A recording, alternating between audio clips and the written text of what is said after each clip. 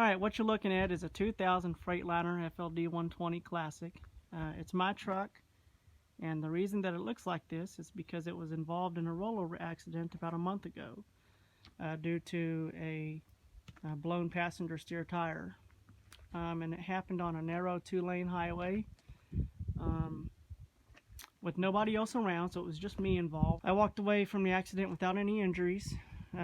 As soon as I laid it over, I turned the engine off. It's got a Cummins N14 Select Plus set to 525 horsepower. I haven't tried turning it over yet. I'm going to. I'm sure it will start. I don't have any doubts about that. I'll have to get a new air dryer bracket. This guy right here. Put those back in there the right way. The only damage to the engine that I could see so far is this lower radiator hose that goes into the water pickup tube. And then of course there's a lot of brackets that's broken. There's this a quarter fender extension bracket. It's gonna have to come off. There's this cab mount bracket. It's broken. Very obviously this kingpin is snapped. I've already got the new kit in. I'll have to get a cross tube right there. Here's the other end of the cross tube for the tie rod.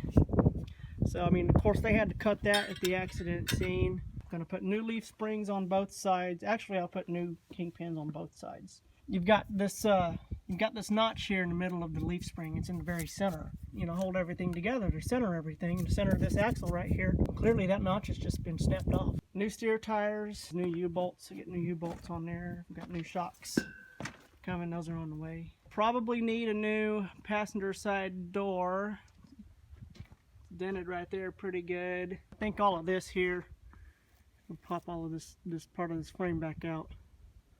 It's not pushed in very hard. It's just kind of sitting up there against kind of where the firewall, that right there is the firewall, and it curves on these trucks. The firewall goes from there and kind of curves around. And then of course a new bumper. Can't really straighten that out, I don't think. New exhaust brackets, new muffler, a new exhaust guard on there, new mirror mount. I think the mirrors are okay. Okay, the mirrors are fine. They're just filthy, so I'm going to keep those. I have to get new brackets though, of course. Most of the exhaust piping underneath the cab is fine, except for this flex tube right here and this S-pipe. Have to get a new one of those and a new clamp. Here's the back of the truck. Everything on the back is fine. Of course, this wheel is pretty dirty, and it's about time for some new drive tires. This one is chewed up pretty good. Need some new ones on there. But these are brand new brake chambers on the back. They hadn't been on there, I want to say, about a week or something like that before this truck rolled over. So those are brand new. I know they work. The airbags are holding air. They're still holding air from where they brought the truck back, you know, because they have to air it up and all that to release the brakes. So there it is. Look how high those are. The fifth wheel is fine. I am going to tighten it up. This is a Simplex Light fifth wheel, so it's pretty easy to adjust. And there's the hood. Going to have to get a new hood, but the hardware on this hood is good. Got that spring mount right there in the middle, and then you got the hood rests.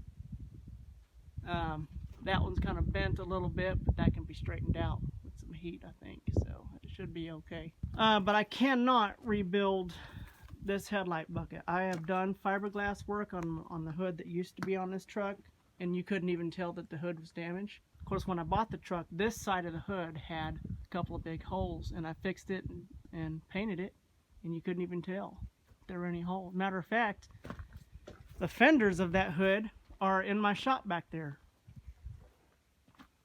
So this hood I cannot repair. It's just too much damage, too much to measure out.